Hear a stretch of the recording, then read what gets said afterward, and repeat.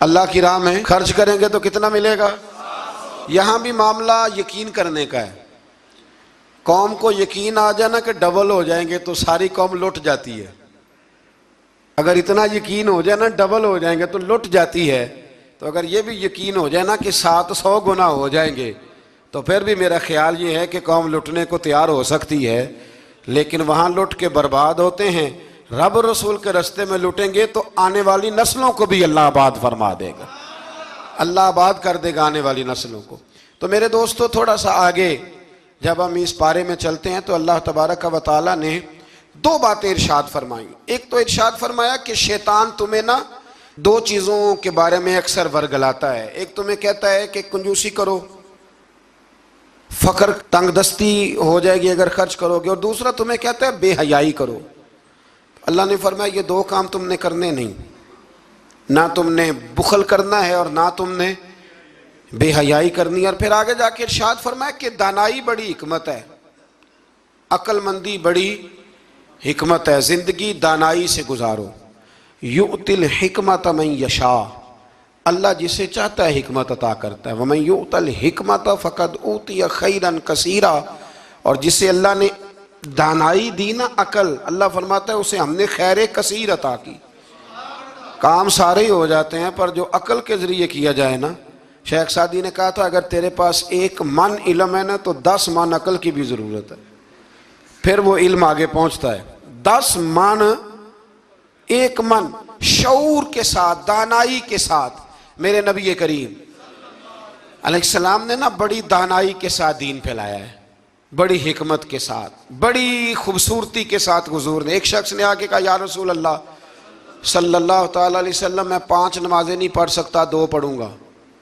تو صحابہ کہتے ہیں ہمارے دل میں خیال آیا کیسے اجازت ملے گی، نماز تو فرض عین ہے، ہر نماز کی ہر رکعت کا ہر سجدہ فرض ہے، اور یہ پوری 3 نمازوں کی چھٹی مانگ رہا ہے۔ لیکن حضور نے حکمت سے دین پھیلایا، دانائی سے۔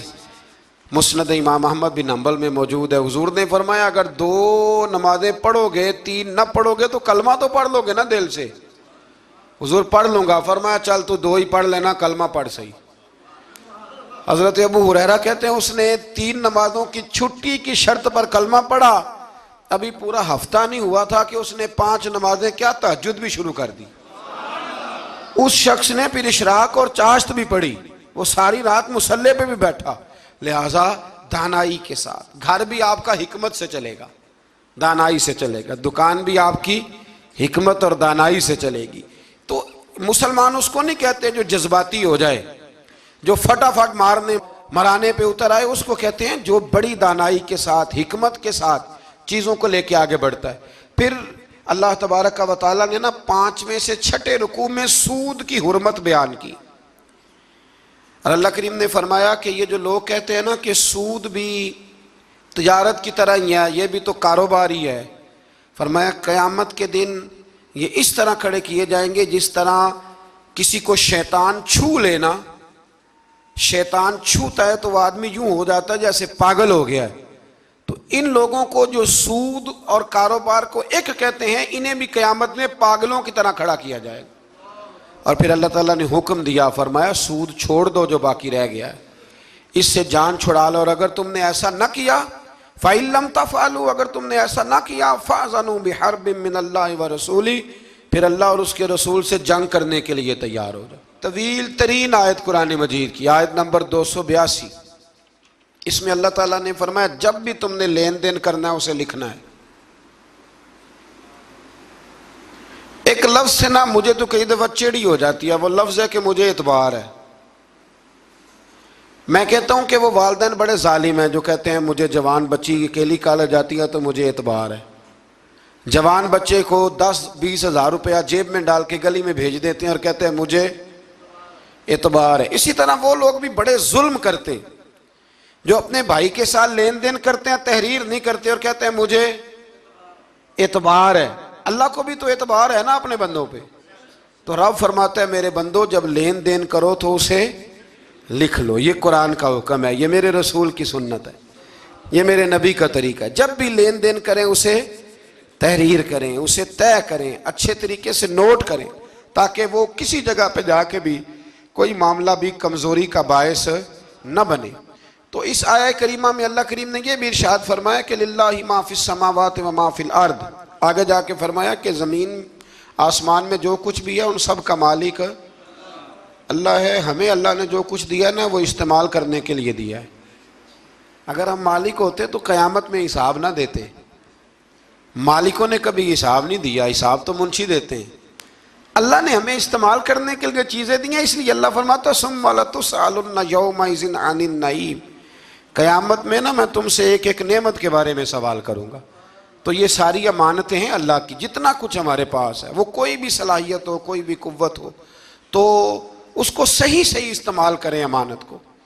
پھر میرے عزیز، اللہ تبارک و تعالیٰ نے نا اس سورہ مبارکہ کے آخر میں ہمیں ایک دعا سکھائی ہے، وہ بڑی شاندار دعا ہے، ہر چیز طلب کرتی ہے کہ اس کو پڑھا جائے، دیکھا جائے، پر اس دعا کے آخری لفظ یہ ہیں واعف عنا، اللہ ہم سے درگزر فرما، اور آخری لفظ یہ ہیں کہ واغفر لنا، اللہ ہمیں بخش دے، وارحمنا، اور اللہ ہم پہ رحم فرما، اس لیے کہ انت مولانا، تو ہی ہمارا مددگار ہے، فانصرنا علی القوم الکافرین، اللہ کافروں کے مقابلے ہمیں ہماری مدد فرما۔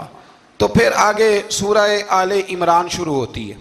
سورہ آل عمران کے بالکل ابتدا میں اللہ کریم نے فرمایا کہ قرآن پاک میں دو قسم کی آیات ہیں، کچھ آیات بالکل واضح ہیں اور کچھ آیات ایسی ہیں کہ جو متشابہ ہیں، جن کو سمجھنے کی ضرورت ہے۔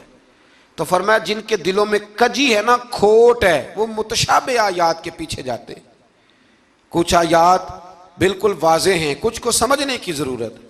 تو دو لوگ قرآن پڑھ پڑھ کے فساد برپا کرتے ہیں، یہ وہ لوگ ہیں جو متشابہات کے پیچھے لگتے ہیں، واضح آیات کی طرف نہیں جاتے۔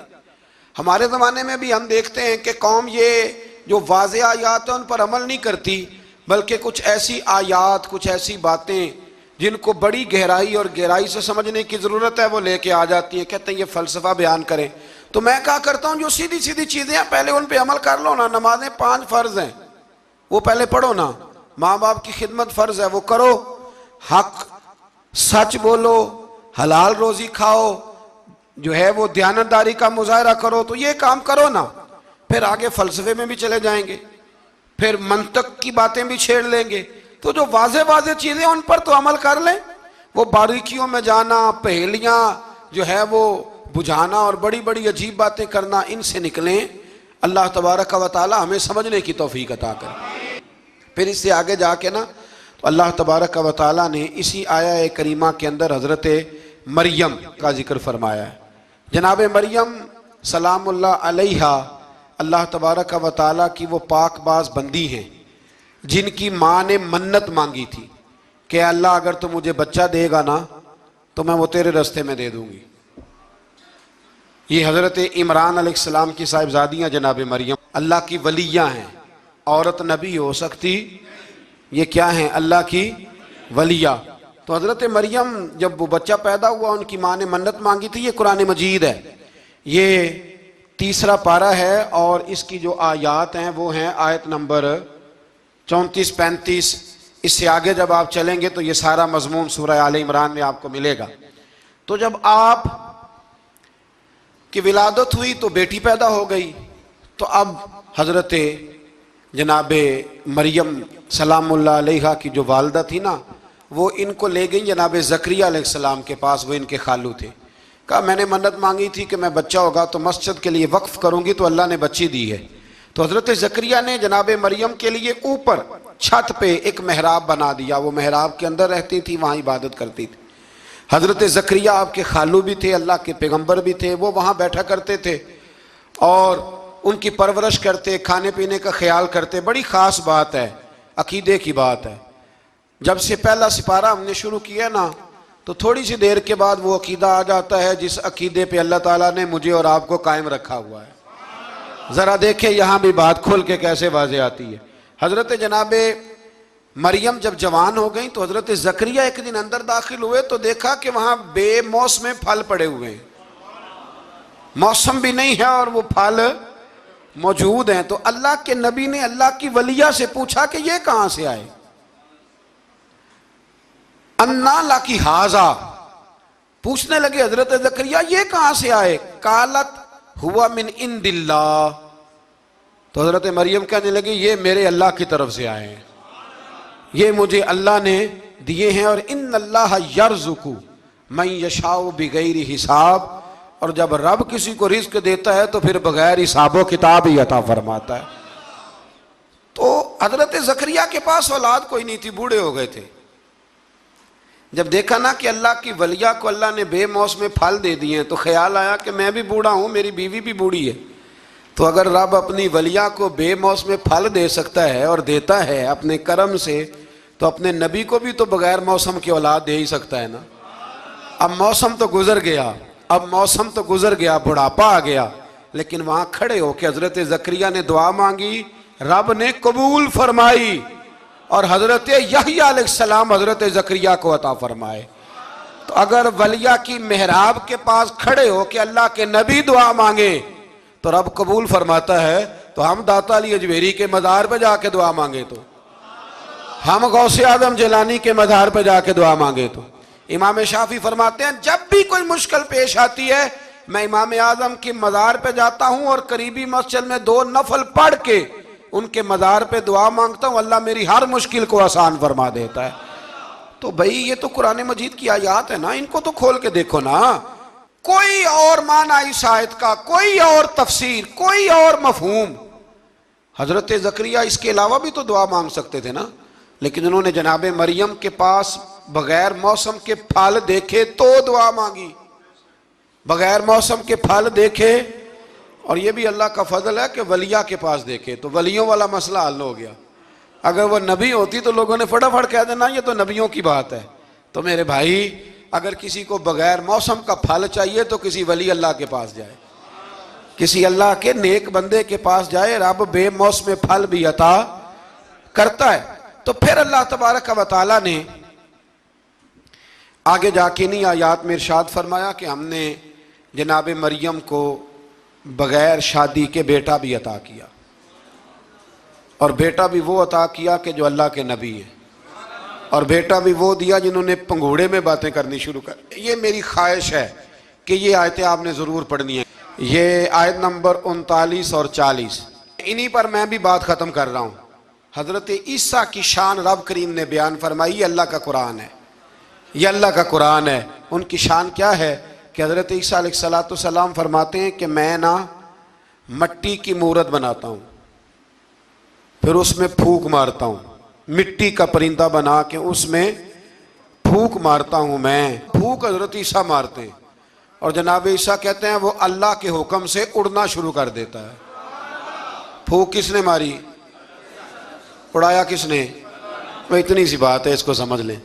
حضرت عیسیٰ کہتے ہیں میں مٹی کی مورت بنا کے اس میں پھونک مارتا ہوں تو اللہ کے حکم سے زندہ ہو جاتی ہے، اڑنے لگتی ہے۔ حضرت عیسیٰ فرماتے ہیں میں تندرست کرتا ہوں مادرزاد اندھوں کو، لا علاج کوڑوں کو، اور میں مردے بھی زندہ کرتا ہوں، کرتا اللہ کی اجازت کے ساتھ ہوں۔ اور اسی آیت میں حضرت عیسیٰ فرماتے ہیں کہ میں تمہیں بتاتا ہوں جو تم کھا کے آتے ہو، اور وہ بھی بتاتا ہوں جو تم گھر میں چھوڑ کے آتے ہو۔ تو حضرت عیسیٰ علیہ السلام مٹی کا پرندہ بنا کے پھونک ماریں تو رب اس میں جان پیدا کر دے، مردے میں جان بھی پیدا کرتے ہیں، اور پھر حضرت عیسیٰ مادرزاد اندھ اور کوڑوں کو آنکھیں بھی دیتے ہیں اللہ کے حکم سے، اور پھر حضرت عیسیٰ علیہ السلام مردہ بھی زندہ کرتے ہیں اس کے اذن سے، جو کھا کے آتے ہیں وہ بھی بتاتے ہیں، جو چھوڑ کے آتے ہیں وہ بھی بتاتے ہیں۔ تو یہ تو حضرت عیسیٰ کی شان ہے۔ یہ حال ہے ان کے غلاموں کا، تو میری سرکار کا عالم کیا ہوگا، میری سرکار کا عالم کیا ہوگا۔